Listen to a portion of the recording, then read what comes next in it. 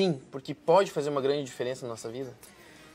Exatamente. O que acontece? O tema ele não é tão simples, é muito complexo, porque quando você vai falar de financiamento, juros, enfim, taxas que são embutidas, você tem que compreender como o mercado funciona, o mercado financeiro ele é gerido. Mas basicamente assim, nenhum contrato, ele vai te cobrar os juros que estão sendo informados. E eu vou te falar o porquê. Todo contrato, quando você vai acessá-lo, na hora que você está na mesa do teu gerente, ele vai dizer, olha, eu tenho uma taxa aqui mensal X, há uma equivalência anual Y. Porém, para que aquela taxa seja verdadeira e ela realmente seja efetivada dentro do teu pagamento, o contrato tem que respeitar a taxa anual. Então, por exemplo, se a minha taxa anual é de 24%, eu só a pagarei se eu devolver o dinheiro em 12 meses. Certo. Como nós pegamos financiamentos para 24, 36, 48, 60, mercado imobiliário, que são contratos de longo período, 300, 360 meses, aquilo ali é uma indicação de uma taxa que não está denunciada na totalidade. Assim como, eu sempre gosto de usar esse exemplo, uma polegada mede 2,54 centímetros. Mas se eu caminhar 88 polegadas, eu tenho que converter essa informação em 88 vezes. Assim são os juros bancários. Certo. Então, as pessoas chegam até mim e dizem, Donato, eu estou pagando uma taxa alta ou baixa? Depende. Eu tenho que acessar o cadastro dessa pessoa, tenho que entender quem é ela dentro do mercado financeiro, qual a origem da captação de recursos do banco. É importante perceber isso. O banco ele não empresta dinheiro próprio, ele trabalha com dois tipos de clientes. Os superavitários, eu tenho a mais do que eu gasto e tenho para emprestar, e os deficitários, que são os que buscam os empréstimos no mercado. Essas fontes de captação têm um custo. Certo. Por exemplo, CDB, 6,8 ao ano. Então o banco vai pagar para o investidor 6,8 e vai emprestar, por exemplo, a 30% ao ano para nós. Esse spread aí que o banco ganha, o lucro dele é que tem que ser avaliado. A fonte de estudo nossa e base de argumentação está dentro do STF, é uma ação de 2006, que deu margem para que os contratos bancários fossem impugnados via judiciário. Olha só. Tá? É estranho ao mesmo tempo você falando, porque quem não é dessa área financeira, às vezes fica se perguntando do que ele está falando. É um juro que está escondido, é um dinheiro que eu estou pagando que não deveria ser pago. Por isso é importante um especialista nessa área, para que posso estar errado, mas então qualquer compra que eu for fazer, que seja um financiamento, uma casa, seria ideal fazer uma consulta com um advogado para entender um pouquinho mais de todas essas áreas? Exatamente. Eu vou te falar então a tua pergunta pegando de trás para frente. Eu vou financiar um imóvel. Tá? Donato, não interessa se é a Minha Casa Minha Vida, se é um empresário que tem ganho de capacidade de pagamento que vai acessar, porque a diferença é o seguinte, Minha Casa Minha Vida é SFH, habitacional, lei própria de 64, se eu não me engano.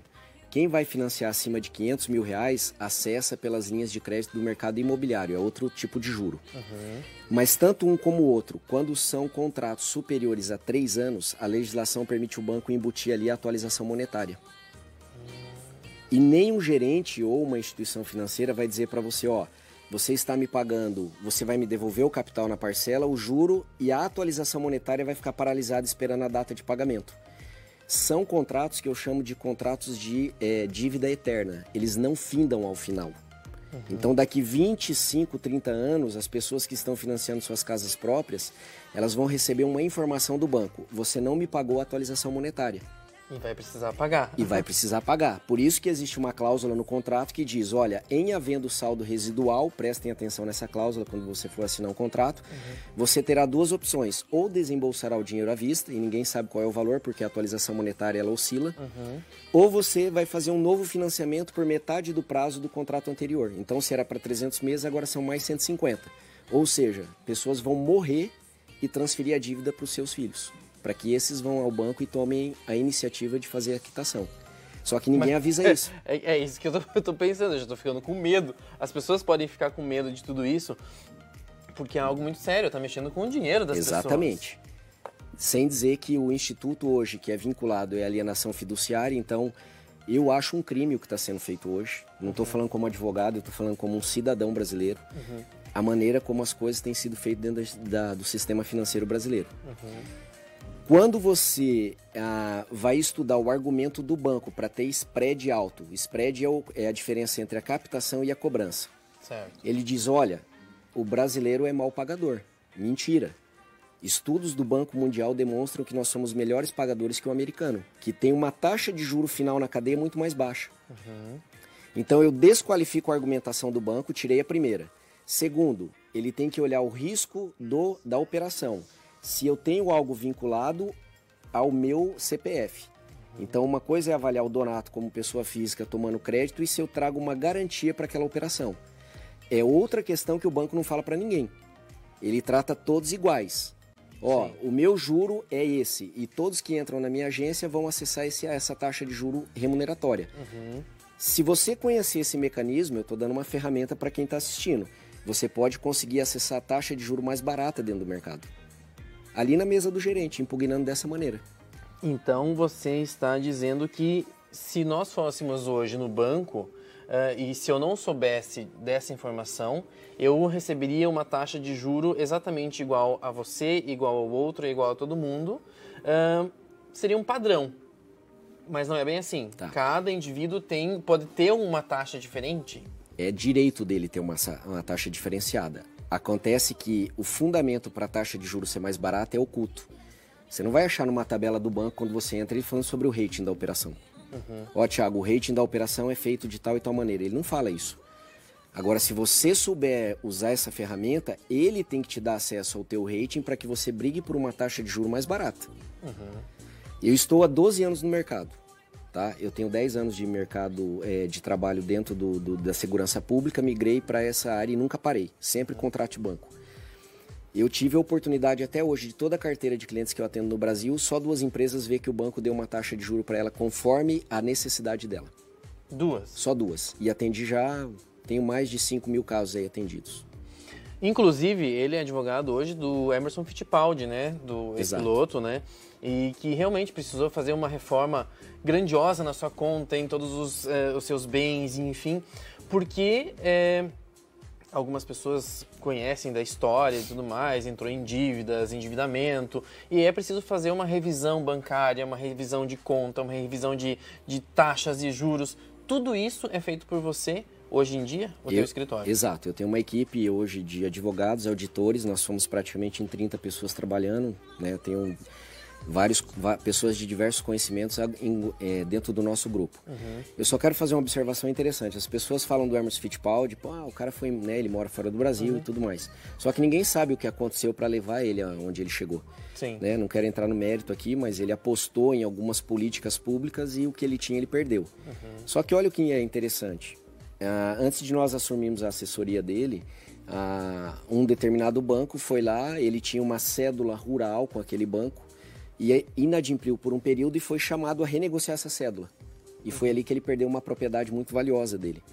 Só que o banco disse para ele que estaria cobrando 1% ao mês na renegociação. Quando nós auditamos o que estava lançado dentro da conta dele, uhum, o banco estava cobrando 17,80 ao mês e não 1% como ele disse. 17,80? Ao mês. Assim como tem casos que a gente pegou aí de banco público cobrando 33.000% na cadeia de cobrança de juro durante os anos e a mais do que seria o normal que estaria no contrato. Donato, posso estar enganado, me corrija se eu estiver errado. Alguns casos, por exemplo, as pessoas ficam devendo R$100, vamos imaginar hipoteticamente, R$100 para o banco. De repente passou-se 2 anos, 3 anos, 4 anos e essa dívida está lá em R$25 mil, uhum, baseada em R$100. Seria basicamente isso, o banco vai jogando juros e juros até se tornar uma conta quase impagável. São 2 questões que podem acontecer de maneira diferente. Se eu acesso o cheque especial do banco, realmente é uma taxa de juros muito elevada, embora tenha como impugnar, uhum, pela questão do cadastro. Certo. Então você fica lá sem pagar, aquele juro ele vai se acumulando sobre ele mesmo, que é a capitalização que nós falamos aí no português. E não é assim, ó. Uma questão é dizer a taxa de juro é X, outra questão muito diferente é dizer se capitaliza aquele juro e outra questão diferente é você dizer a periodicidade que isso acontece. Certo. Entende? Então, quando um banco diz, olha, eu capitalizo em 72 meses, significa que por 72 meses os juros estão sobre eles mesmos dentro da cadeia de pagamento. Uhum. Agora, se eu pego um contrato para pagar em parcela fixa e fiquei lá devendo uma parcela de R$1.000 e não paguei, aí aciona a cláusula de inadimplência, diferente do cheque especial. Todas as cláusulas de inadimplência, elas são equivocadas, erradas, de má fé, e você dê o nome que você quiser. Aí a dívida estoura, ela vai lá para cima. Esses dias eu recebi uma pergunta: Donato, eu vou renegociar uma dívida, o banco me ofertou 0,46, é um bom negócio? Depende. Se você avaliar a origem do endividamento e achar ali as ferramentas corretas para impugnar o banco, sim, a tua renegociação pode ir muito mais para baixo. Aí sim seria viável fazer a 0,46, porque eu posso estar assinando a 0,46 renegociado sobre uma cláusula de inadimplência que está ativada há muito tempo e não saber que aquilo ali é irregular e validar aquele contrato. Não que não possa ser impugnado posteriormente. Sim, mas para eu dizer que é um bom negócio ou não, você tem que avaliar a cadeia de pagamento dele. Entendi. E aí eu te pergunto, como que essas grandes empresas chegam a esses problemas financeiros? Porque tem algumas empresas grandes que acabam indo à falência, porque algumas pessoas vão dizer que é má administração, outras pessoas vão dizer que é justamente isso, são situações que eles não têm o controle financeiro e tudo mais. Por quê, na sua visão? N fatores, entre um deles, o mais gritante é a esperança. Eles acreditam que vão conseguir dar a volta por cima. Tem coisas ainda que eu vou ser bem sincero para você, eu ainda não compreendo dentro do mercado financeiro, estou buscando qualificação, certificação para poder evoluir. Mas em todas as operações bancárias existem linhas de crédito mais acessíveis e mais baratas, só que o banco não quer dar. Por quê? Porque ele quer aquela que é mais rentável para ele. Nenhum empresário vai avaliar como que ele devolve o capital para o banco. Então as pessoas dizem assim, mas eu estou pagando 10 mil para o banco, Donato. Só que ele não sabe dos 10 mil da parcela o que é juro e o que é capital. As pessoas não sabem. Tá? Nem a pessoa, nem a empresa. Aí a pessoa fala, Donato, paguei 12 parcelas e parece que meu saldo devedor não baixou. Por quê? O banco ele acorda dentro do contrato uma parcela, já é um sistema de amortização que nasceu na Inglaterra, e ele aplica aqui para nós. Quando eu tenho taxa de juro elevada, por exemplo, mais que 2% ao mês num capital de giro, para 60 meses, o que esse contrato está indicando para mim? Eu vou devolver pouco capital no início e muito juro. Então, uma parcela de 10 mil, ele está devolvendo, por exemplo, 3.800 de capital, o resto é juro. Esse juro, dessa maneira que o banco distribui, consome o lucro que o empresário ia ter pegando aquele capital de giro, comprando matéria-prima e devolvendo no mercado para um longo prazo para receber de volta. Só que o empresário não observa isso, ele não é instruído para fazer isso. E o banco não diz para ele que ele poderia fazer outros tipos de operação lá dentro que ele teria, por exemplo, mais rentabilidade. Me dá um exemplo. O empresário ele pode trazer para a cadeia de pagamento o comprador dele. Então eu posso ir lá como empresário, sentar no banco e falar, eu tenho um produto que eu vendo para o Thiago. E o Thiago vai participar da operação. Me dá dinheiro com uma carência maior e um juro mais acessível e eu faço um contrato cruzado, tá? E a hora que a mercadoria foi emitida, as notas, enfim, vem tudo para o banco. Então ele não fala isso por quê? Porque ele quer que você pegue para pagar em longo período. Sim. Ele gera um endividamento, é uma regra. Banco não quer ninguém que seja saudável, a não ser que você vai emprestar o dinheiro para ele. Ele quer pessoas doentes. Doentes para ele ficar recebendo. Exato. Quanto mais, melhor. Exato. Para o banco, né?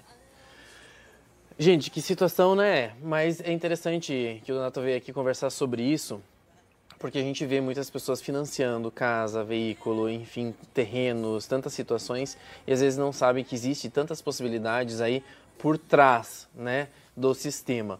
Queria agradecer por ter vindo aqui no nosso programa. Eu que agradeço. Eu tenho uma missão na minha vida que é distribuir conhecimento. Eu quero que as pessoas saibam daquilo que é um direito delas, não só como advogado eu tenho essa missão na Terra, mas porque eu creio que o que eu faço é muito mais que trabalhar.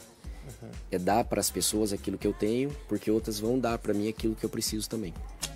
Valeu. Obrigado e até uma próxima vez. Muito obrigado.